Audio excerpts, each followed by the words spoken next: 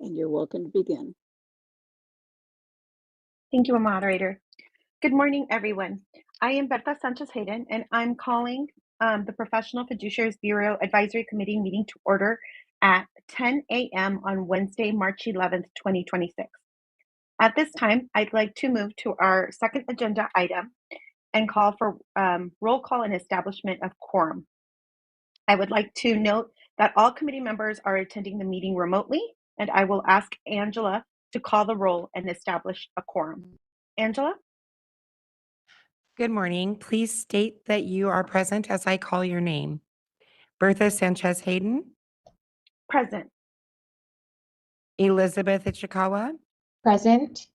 Joyce Anthony, Present. James Moore, Present. Linda Ng is absent, and Alfred Torgano. Present. Thank you. With 5 members present, and 1 absent, we do have a quorum. Thank you, Angela. At this time, we proceed to item number 3. I would like advisory committee members and bureau staff to introduce themselves. I'll get us started. My name is Berta Sanchez Hayden, and I'm chair of the advisory committee.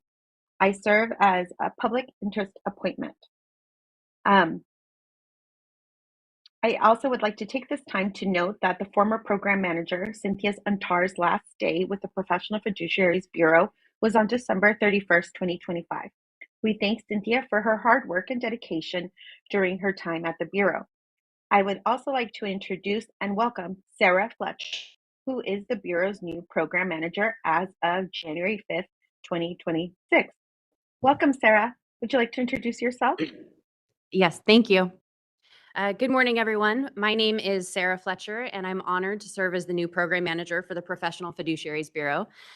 Just to share a little bit about myself, I've been with the Department of Consumer Affairs for 17 years now, working in various boards and bureaus, including the Bureau of Automotive Repair, the Physician Assistant Board, and most recently, the California Board of Accountancy. In the 2 months I've been in this role, I've already learned a lot, and I'm truly excited to work with the Bureau and continue supporting its important mission. Thank you. Thank you, Sarah, and welcome again. As I call your name, please introduce yourself. Vice Chair Elizabeth Ichikawa. Good morning. My name is Elizabeth Ichikawa. I am a supervising court investigator in Solano County, and I fill the court investigator role on the advisory committee. Thank you, Elizabeth. Joyce Anthony. My name is Joyce Anthony. I'm a licensed professional fiduciary. I've been practicing for 21 years. My office is located in Los Altos, and mainly I serve in Santa Clara and San Mateo counties. Thank you, Joyce. James Moore. Good morning. My name is James Moore. I'm a licensed professional fiduciary in Sacramento County. I have been doing this work for about 25 years, and Sacramento County is where I mostly do my work. Thank you very much. Thank you, James. Linda Ng is not present, so I will skip her and go to Alfred Torgano. Good morning, everyone. My name is Alfred Torgano. I'm a multidisciplinary executive and entrepreneur. Just a lot of business development and live events, media, community engagement, and cultural programming. And just happy to be here today. Greetings, everyone. Thank you, Alfred. Sabina Knight. Sabina Knight, legal counsel for the Bureau. Thank you, Ms. Knight. Angela Quadro. Hi, I'm Angela Quadra, the program analyst for the Bureau. Thank you, Angela. Thank you, everybody, for taking the moment to introduce yourself. And again, a warm welcome to Sarah Fletcher. At this time, we will proceed with item number 4 on our agenda, public comment on items not on the agenda. Please allow me to briefly address this agenda item. California law prohibits the advisory committee members from discussing or taking action on any matter not on the agenda. However, this item offers an opportunity for the public to comment on items that are not listed on today's agenda. Please be aware that public comment during this agenda item should provide information to the advisory committee members and is not meant to be a discussion between the advisory committee and the public. Though it may seem at times as if the advisory committee members or the Bureau staff are not being responsive, following these guidelines is critical to ensuring the rules of the Bagley-Keene Open Meeting Act are followed. Before the advisory committee asks for a public comment, I respectfully ask individuals making comments not to discuss pending complaints, pending licensing applications, or pending disciplinary actions that come before the Bureau's legal counsel. Such discussions are considered ex parte communications by potentially providing information to the Bureau's legal counsel outside of the administrative record in a case. The advisory committee requests that you also respect the privacy of others by not revealing the names, other personal information, and conditions of any individuals involved in a case or complaint. The advisory committee can receive comments regarding the Bureau's process in general. However, it cannot receive comments on specific cases. If you want the advisory committee to discuss a topic not on today's agenda, you may request that the item be considered for a future meeting agenda during public comment on agenda item 12. However, please be aware that an agenda item recommendation does not obligate the Bureau to fulfill that request. If your comment is related to an item on today's agenda, please wait until we get to that agenda item. Comments at this time are only for items not on the agenda. To allow the advisory committee sufficient time to conduct its full schedule of business, each public comment will be limited to 2 minutes. Please do not duplicate or repeat comments of a previous speaker.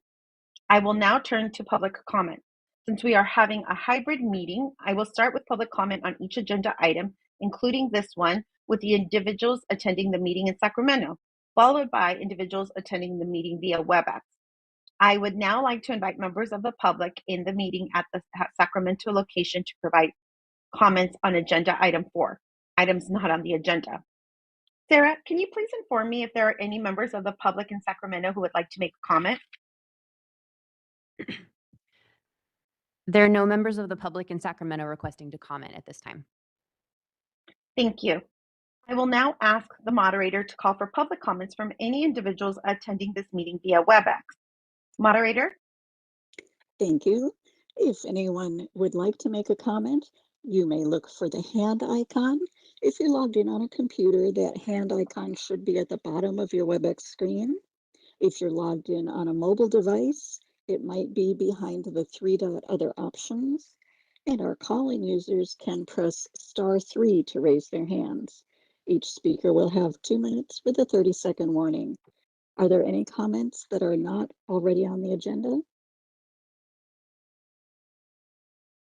I do not see any raised hands. I'll turn the meeting back to you. Thank you, moderator. At this time, we will proceed to item number 5 on our agenda. Sarah, can you please read the Bureau's mission statement? The Bureau's mission is to protect consumers through licensing, consumer education, and enforcement of the Professional Fiduciaries Act, and promote and uphold competency and ethical standards across the profession. Thank you, Sarah. At this time, we will move to item number 6 on our agenda. Are there any, which is to the discussion and approval of the advisory committee meetings from December 10th, 2025. Are there any suggested edits to the December 10th, 2025 meeting minutes by the committee members? As no one is indicating that there's any suggested edits, is there a motion to approve the December 10th, 2025 minutes and to allow the Bureau to make non-substantive edits if needed? I motion to approve the December 10th, 2025 minutes. Thank you. Is there a second to the motion? I second the motion. Are there any discussions, questions, or comments from the advisory committee members before we proceed? No? At this time, I would like to invite members of the public attending the meeting in Sacramento to provide comments about this agenda item. Sarah, are there any members of the public in Sacramento who wish to make a public comment? There are no members of the public in Sacramento requesting to comment. Thank you. At this time, then, I will now ask the moderator to call for public comment from any individuals attending the meeting via WebEx. Thank you. If anyone would like to make a comment on the minutes or the motion, you may look for the hand icon and click that to raise your hand.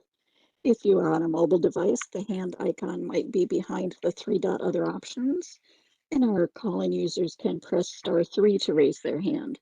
Instructions are on the screen. Are there any comments on the meeting minutes or the motion? I do not see any requests for comment. I'll turn the meeting back to you.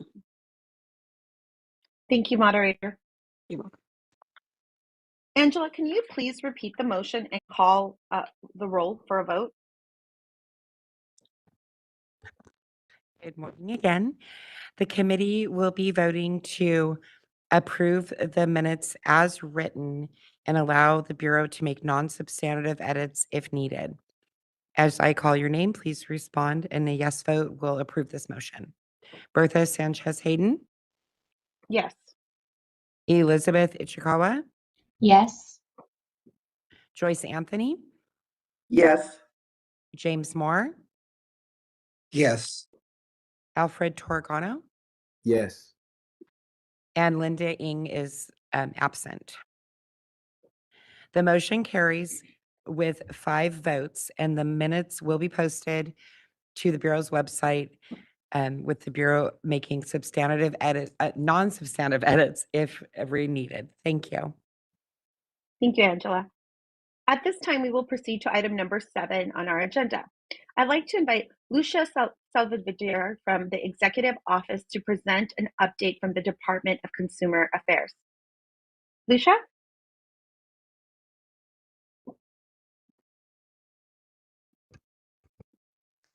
Good morning, advisory committee members and staff. My name is Lucia Saldivar, and I'm the Deputy Director of Board and Bureau Relations at the California Department of Consumer Affairs. Thank you for the opportunity to join you to provide some updates from the department. Firstly, I would like to join in welcoming Ms. Fletcher to her new role, and I look forward to continuing to work with you. We are also excited to share that Chief Deputy Director Christine Lawley has been named Acting Director of the department. She enters this role following the retirement of Director Kimberly Kirkmeyer. Director Lawley brings extensive experience to the position, having served in multiple leadership roles within the department since 2013. She will lead DCA in this position until a director is formally appointed by the governor's office.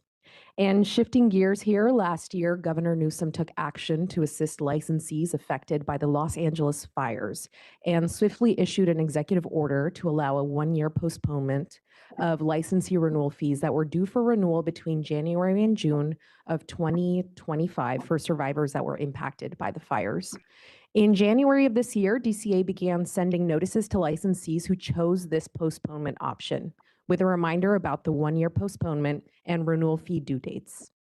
Licensees with license types in the Breeze system can pay these renewal fees through their online account, and those with license types not in the Breeze system may submit their payments via mail. Also last year, Governor Newsom's proposed state budget included a proposal to split DCA's oversight agency, which is the Business, Consumer Services, and Housing Agency, into 2 new state agencies, the California Housing and Homelessness Agency and the Business and Consumer Services Agency. After public hearings and review by the Little Hoover Commission and the legislature, the governor's reorganization plan was approved on July 5th, 2025. The new Business and Consumer Services Agency will be responsible for consumer affairs, licensing and enforcement, and the Department of Consumer Affairs, which will be among one of the 8 departments in this new agency. The 2 new agencies will officially become operative on July 1st, 2026. And DCA continues to participate in multiple agency work groups on the logistics required to transition to the new agency, and will continue to keep board and bureau leadership apprised throughout the months ahead. DCA also wanted to provide a reminder about Form 700 Statement of Economic Interests filings for members. These forms must be filed within 30 days of assuming or leaving your appointment and annually by April 1st. This annual filing period covers the prior calendar year, which is January 1st, 2025 through December 31st, 2025. And the deadline for filing is Wednesday, April 1st, 2026, but to ensure compliance, DCA requests that Form 700 filers complete this e-filing by Friday, March 20th, 2026, which is coming up. DCA appointees must file Form 700s through the FPPC's online portal. Paper filings will not be accepted. And you should have received an email from the FPPC with instructions on how to file, but if you have any questions, please contact Board and Bureau Relations at memberrelations@dca.ca.gov. And some training updates for members. DCA's training unit has developed unconscious bias training specifically for members, and this training will be added to members' learning management system, also known as LMS accounts, and incorporated into the onboarding process for all newly appointed members. And board member orientation training, also known as BMONT, is an all-day virtual training that DCA will offer on April 1st, June 24th, and October 21st. This training must be completed by members within 1 year of appointment and reappointment to their boards and bureaus. Please register for the first available date to be in compliance. You can register through LMS, but if you need assistance accessing these trainings or are unsure about whether you are in compliance, please contact us at memberrelations@dca.ca.gov. And to close, thank you for all you do to protect California's consumers. I'm available for any questions. Thank you, Lucia, and apologies for mispronunciation at the introduction. No problem. Are there any comments or questions from advisory committee members?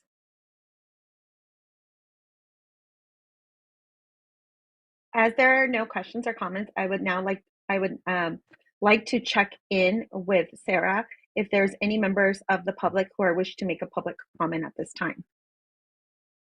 There are no members of the public in Sacramento requesting to comment. Thank you. Moderator, may I ask you to please call for comment from any individuals attending the meeting via WebEx? Certainly. If anyone would like to make a comment about the DCA update, you may look for the hand icon and click that to raise your hand. If you are on a mobile device, that hand icon might be behind the three-dot other options, and each person will have 2 minutes with a 30-second warning. Are there any comments on the DCA update? I do not see any requests. I will turn the meeting back to you, Chair. Thank you, moderator. And thank you again, Lucia, for providing us those updates. Thank you. At this time, we will move to item number 8 on the agenda. I would like to invite Brendan Vu from the Department of Consumer Affairs Budget Office to present an update on the Bureau's budget. Welcome, Brendan.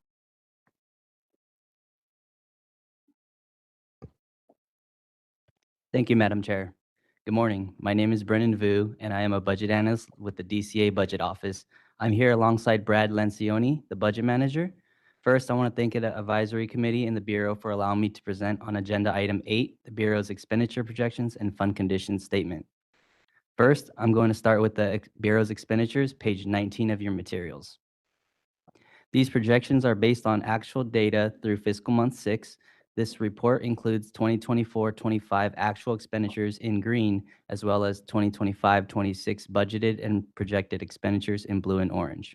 As we move to the end of the document, you will see the Bureau had a beginning base budget of a little over $1 million and is projected to spend a total of approximately $718,000, creating a reversion to the Bureau's fund of approximately $333,000 with a reversion percentage of 31.73%. The next document I will be going over is the Bureau's revenue projections, page 20 of your materials. This report includes receipts collected through December and provides projected revenues to year end. I will go further into the projections as we transition to the next slide. The next slide, page 21 of your materials, is the Bureau's fund conditions statement. As a reminder, we read this document top to bottom, left to right. The left column is the Bureau's prior year 2024-25 actuals. This shows the Bureau began 2024-25 with a balance of $303,000, and the Bureau collected $1.298 million in revenues, with $223,000 from initial license fees, $1 million from license renewals, and $75,000 collected from the issuance of citations, fines, delinquent fees, and other revenue. The Bureau expended $716,000, which includes 64,000 in direct draws to the fund for statewide pro rata and pension payments. The Bureau closed 2024-25 with the reserve balance of 885,000 or 13.2 months in reserve.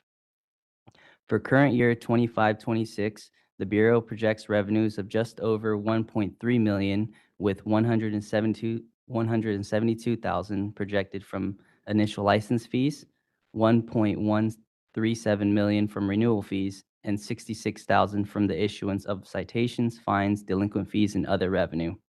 The Bureau's 2025-26 expenditures are currently based on the 2026-27 governor's budget, with FM6 projections at 803,000 between authorized expenditures and direct draws to the fund, leaving the Bureau with a fund balance of just over 1.4 million or 15.5 months in reserve. The Budget Office will continue to monitor the Bureau's revenue and expenditures and report back to the Bureau with monthly expenditure projections as we continue to close fiscal months in the current fiscal year. A few things I'd like to note for the Bureau's fund condition. The fund condition is a snapshot in time, and one of the main factors driving expenditure increases in future years is the result of personnel service adjustments. These include general salary increases, as well as employee compensation and retirement rate adjustments. The Budget Office includes a conservative ongoing 3% increase to expenditures on the fund condition statement to account for these incremental adjustments. Lastly, I'd like to note to the Bureau that any future legislation or unanticipated events could result in the Bureau's need for additional resources, which would create cost pressure on the fund.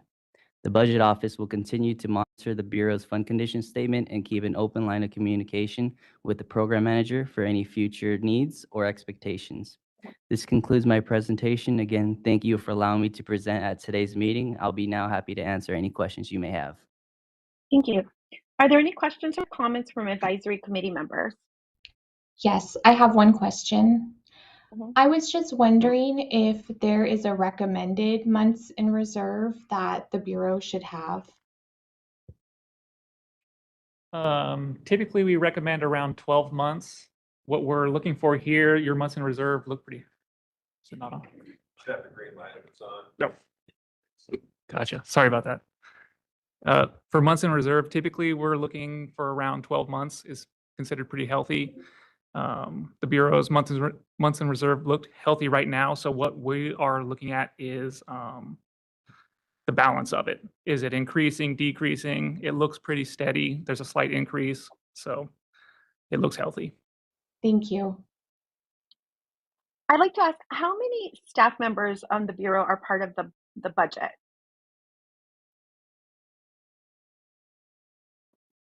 So from the Budget Office, I am the Bureau's primary budget analyst, and Brad Lencioni is the budget manager from the DCA Budget Office.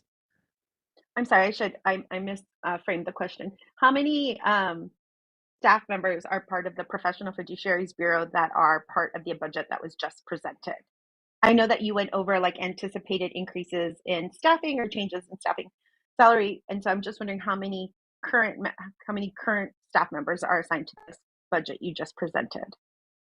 Yes. So from the roster currently, I have one analyst and one program manager. Thank you. There's a vacant position for enforcement, right? Oh, there's two, sorry. Thank you. Two vacant positions. Correct. Okay. Thank you. Are there any other questions or comments from advisory committee members before I turn to public comment? Okay. At this time, then, I would like to ask Sarah if there are any members in the public who would like to make a comment. There are no members of the public in Sacramento requesting to comment. Thank you, Sarah. I will now ask the moderator to call for public comments from any individuals attending this meeting via WebEx. Thank you. If anyone on WebEx would like to make a comment on the budget report, you may look for the hand icon and click that to raise your hand. Each speaker will have 2 minutes with a 30-second warning, and the instructions are on the screen. Are there any comments on the budget report? I do not see any requests for comment. I'll turn the meeting back to you. Thank you. Thank you again, Brendan, to you and your team members for providing that update. At this time, I would now like to turn to item number 9 on our agenda, and I'd like to invite Ian Gullenher from the Department of Consumer Affairs Legislative Affairs Office to present on Assembly Bill 1939. Welcome, Ian.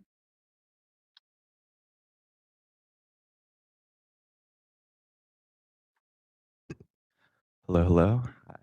Hello, good morning to all the Bureau members and the chief officers. So I'll be going over a brief overview of the legislative calendar as we move forward through the session.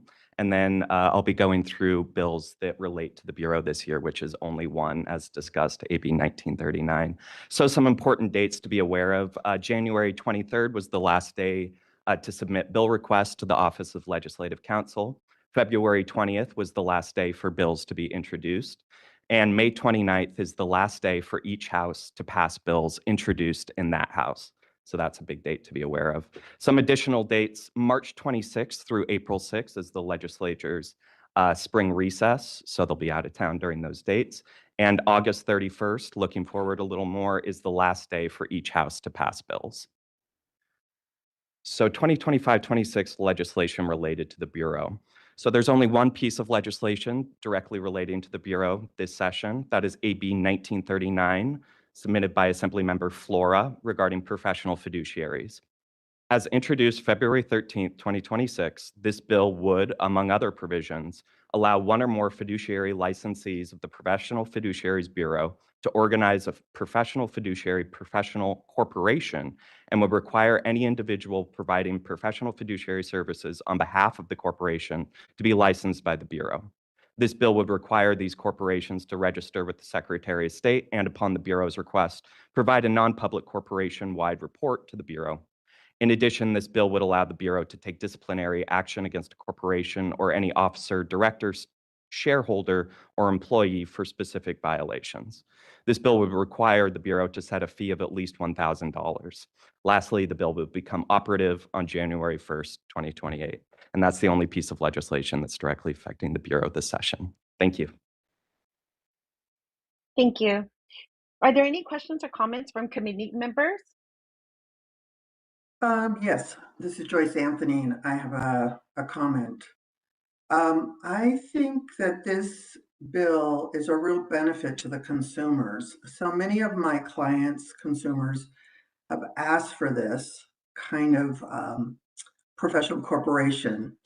So I started my moving towards retirement about 4 years ago, and my clients assumed that my younger business partners in the business would be able to step in for me.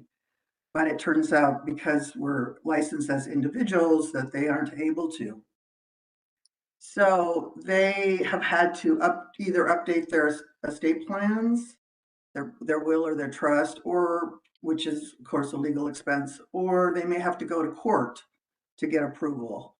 So I see this as really a positive for consumers. Of course, you know, having professional fiduciaries who are already licensed, but they're a part of a professional corporation really would be a benefit to consumers, both from expense and from a time point of view. Thank you. Thank you. Are there any other members that wish to make that wish to have a question or make a comment? No. Right. At this time, I would like to invite members of the public attending the meeting in Sacramento to provide comments about this agenda item. Sarah, are there any members of the public in Sacramento who would like to make a comment? No, there are no members of the public in Sacramento requesting to comment at this time. Thank you, Sarah. Since there are no members in Sacramento wishing to make a comment, I will now ask the moderator to call for public comment from any individuals attending this meeting via WebEx.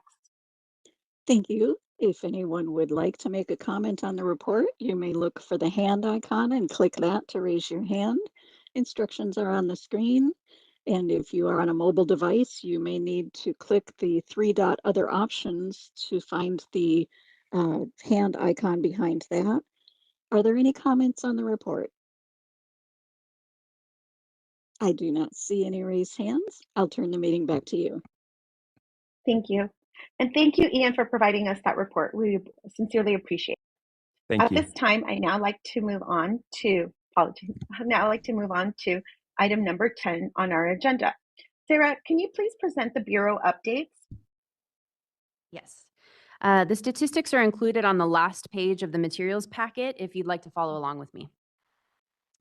The following statistics are for the first and second quarters of fiscal year 2025-2026, beginning July 1st, 2025 and ending December 31st, 2025. I'll begin with the application and licensing statistics. Since the Bureau's inception, a total of 1,589 licenses have been issued. As of December 31st, 2025, there were 913 active licenses, 13 inactive, and 34 retired. And for the inactive and retired license statuses, these are the total numbers of licenses in these statuses as of December 31st, 2025, and not the number of licenses placed in these statuses during the first and second quarters of the fiscal year. The Bureau received 85 initial applications and issued 58 new licenses. For the second quarter, the processing time to approve completed applications to sit for the exam was 64 days, and the processing time to issue a new license after the applicant passed the exam was 11 days. In quarter two, the Bureau processed 221 license renewals for a total of 431 this fiscal year, and the average processing time for renewals was 34 days. The Bureau has received, moving on to enforcement statistics, the Bureau has received 92 complaints since the beginning of the fiscal year. And as of the second quarter, the Bureau closed 120 complaints, and the average number of days to close a complaint was 220 days. There were 144 complaints pending, 17 citations issued, and 7 cases referred to the Attorney General's office for possible disciplinary action. Thank you. I'll return the meeting back to you, Chair. Thank you. Are there any questions or comments from advisory committee members? Yeah, I had a couple of questions. So it's great that the number of licenses, I checked back on what it looked like last year in the second quarter, and it's the same, it's similar number, which is excellent because I think there was some concern that with the increase in the fees for the licensees that we may see a drop off, but doesn't look like we have, so that's great. Sarah, could you, on the number of licenses by status, you gave an explanation, but I didn't catch it. Could you give that explanation again? Yes. So are Does you it asking about the 913 active licenses, 13 inactive, and 34 retired? Yes. Okay. So I was saying that for the inactive and retired license statuses, just to make it clear, that is the total number of licenses that are in these statuses as of December 31st. So they were not the number of licenses placed in those statuses during those 2 quarters. Okay. So in the inactive, it says 13. It's 13 total. Total. But so I was just confused because I went back and looked at it, and over the last 2 years that I've been involved, you know, it's well, the last time was 18, so it's been growing. Did some people drop out? Is this like the representation of, I know there's a designation for inactive. Is that, because I don't understand how it went down unless it's some people dropped out? No. I'm going to defer this question to the Bureau's program analyst, who might be more familiar with this information. Hi, Joyce. Angela? Yes, so in an inactive status, they are able to reactivate their license. Oh, So that is possibly the case. okay. Or So would be it's the not case. really, it's not really representing retired people that want to have an inactive license. No, inactive and retired are 2 different statuses. So Right. an inactive license, they can choose to reactivate it. Reactivate. Okay. Yep. That's great. So that's the 13 is the current number of inactive at the end Okay. of that So second quarter. some people went and reactivated. Correct. Great. Okay. And then I think I just had one other question. In the application process, the last couple of quarters, it's what, been 60 something or 62 days, which is a lot longer than you had been doing in the past. Is there something that's changed or more license applications or? I can jump in here. This is Sabina Knight, legal counsel for the Bureau. I think those numbers are reflective of the past, most recent staff changes and other staffing issues, resource issues that the Bureau's been dealing with. And I think that's it is reflective of a little longer of a processing time. However, that is very temporary, and any kind of backlog that was experienced is now gone. So it was a very temporary, it does go into the calculations of our statistics and our days and the way they count the days. But as you know, you have a new interim program manager and everybody's kind of getting up to speed. So there was a little bit of lag here and there, and but all those type of backlogs have now been eliminated. Great, thank you. Thank you, Sabina, for sharing that perspective and insight. Sarah and Angela for those updates and further context for the advisory committee members. It's appreciated.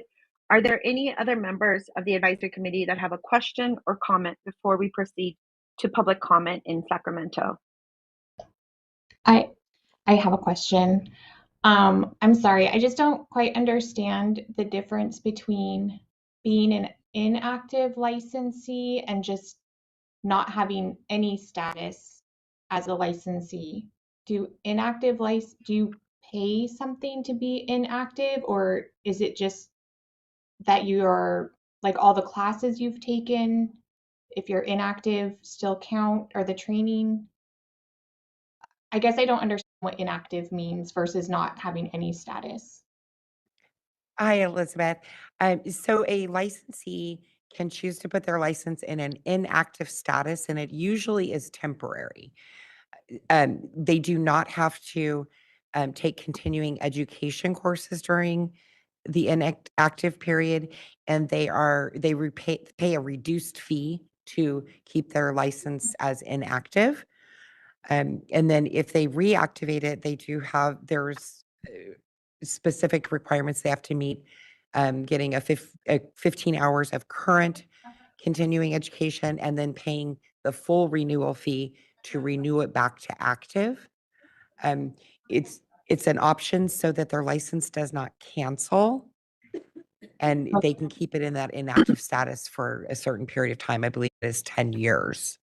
Okay, And I they understand. also don't have to go Oh. through another application process?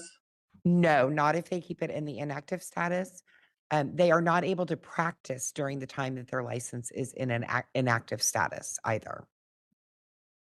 Okay, thank you. That I Mhm. understand now. Thank you. Okay. Thank you, Elizabeth, for your question.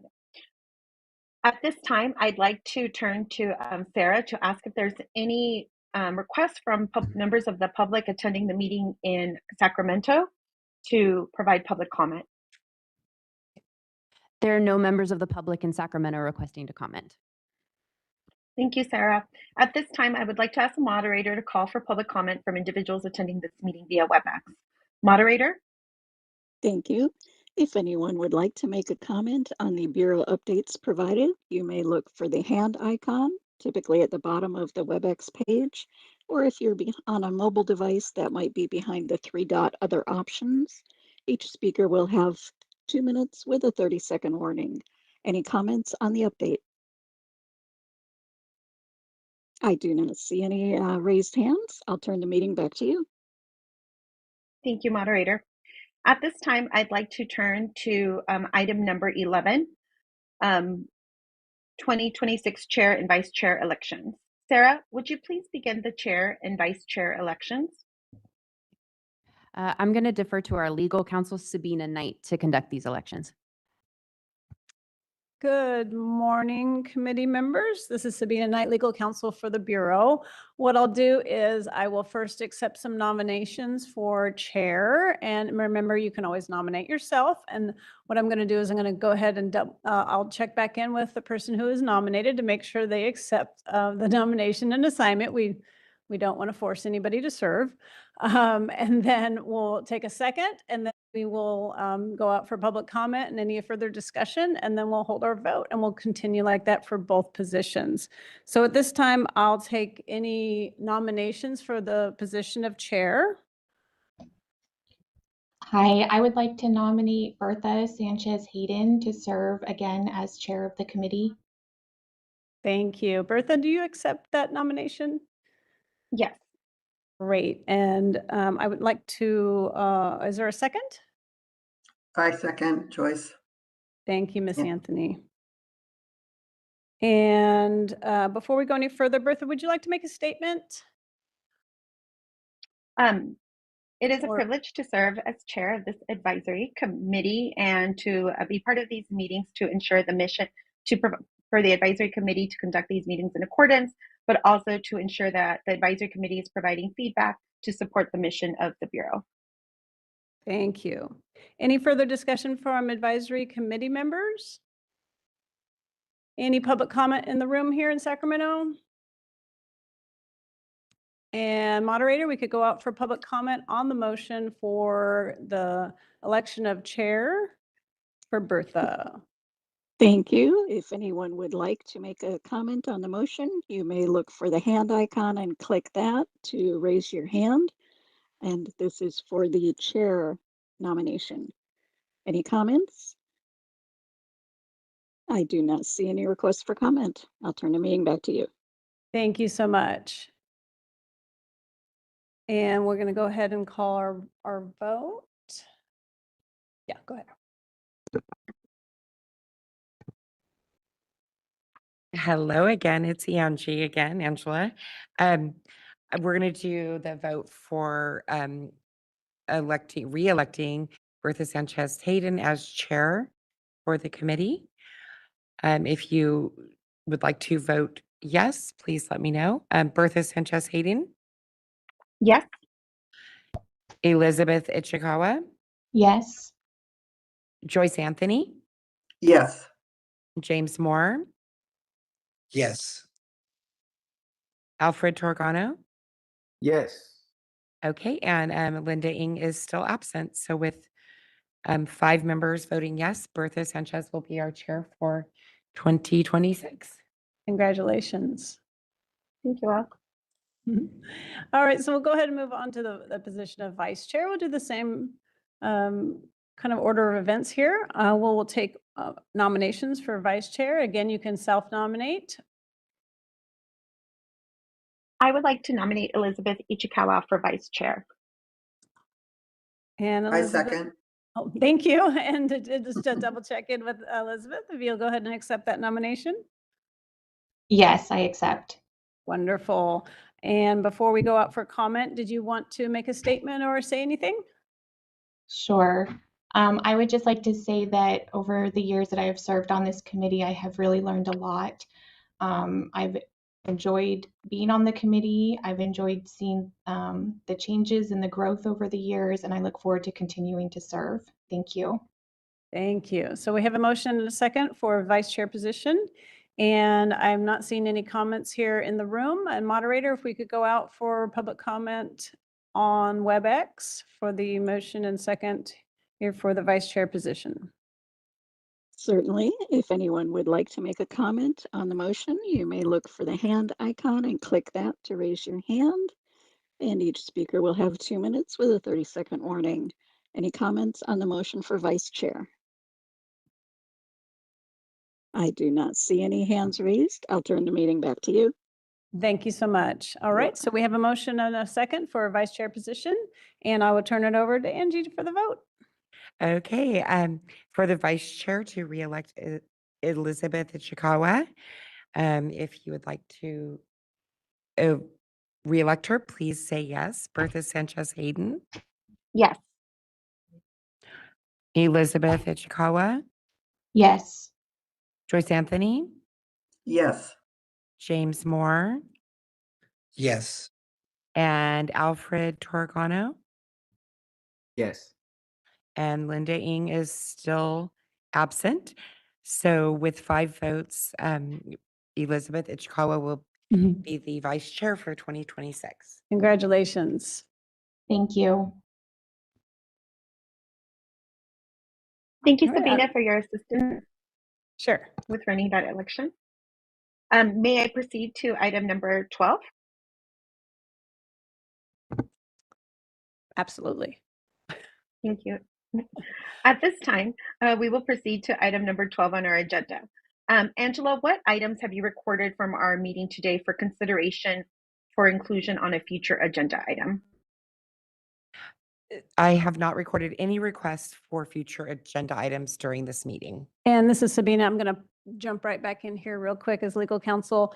So we'll just kind of probably put a placeholder for that legislation and keep you all updated about any changes that we may see and the requirements for regulations. You have a regulations council here who will also be tracking the bill to ensure that he stays up to date on any changes in the language that also may require different regulations, whether it be a licensing framework, a registration framework, the fees, all that kind of stuff. So we'll just kind of keep you updated with that, maybe have a placeholder in case there are changes or updates. And if there are, I know that Sam would be here to update you with the potential needs from the regulation standpoint. Great, thank you. Thank you, Sabina. I'm sorry, I don't know if this is the appropriate time, but when is the sunset review scheduled?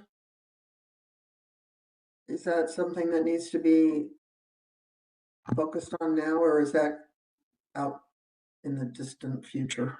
You will be hearing about that at the end of this year. Okay. Yeah, we'll start Are there to. any other? Oh, apologies, Sabina. That's okay. You'll start to hear about it later this year, at the end of this year.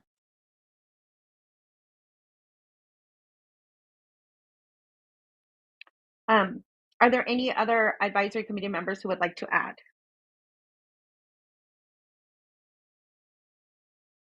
I would like to add, if possible, if it's at our next meeting under the Bureau updates, if it's possible to get an update on the vacancies that might be addressed, and perhaps just looking back on the year as a whole in 2025 when we receive the updates in terms of complaints, if we're seeing any patterns or if they're staying the same. And again, appreciate the detail that was given at today's Bureau updates. Any other committee members? Okay. As there's no other committee members that'd like to make a comment, I'd now like to ask Sarah if there's anybody from members of the public in Sacramento who would like to make a comment. There are no members of the public in Sacramento requesting to comment. Thank you, Sarah. At this time, I want to ask the moderator to make to call for public comments from any individuals attending this meeting via WebEx. Thank you. If anyone would like to suggest a topic for a future meeting, you may look for the hand icon and click that to raise your hand. Each speaker will have 2 minutes with a 30-second warning. Any agenda items to add to any suggest for future agenda items? I do not see any raised hands. I'll turn the meeting back to you. Thank you, moderator. At this time, I will proceed to item number 13. I would like to inform everybody that our next advisory committee meeting is scheduled for Wednesday, June 2nd, 2026 at 10 a.m.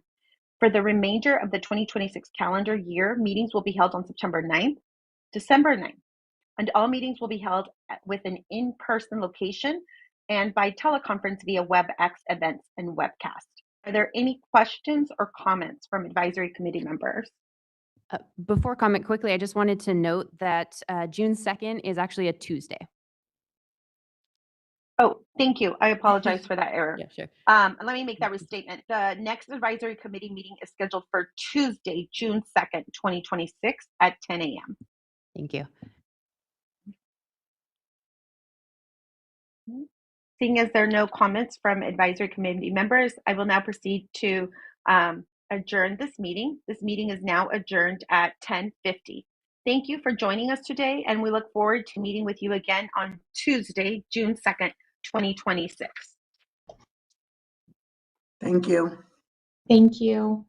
Thank you. Thank all. you. Thank you.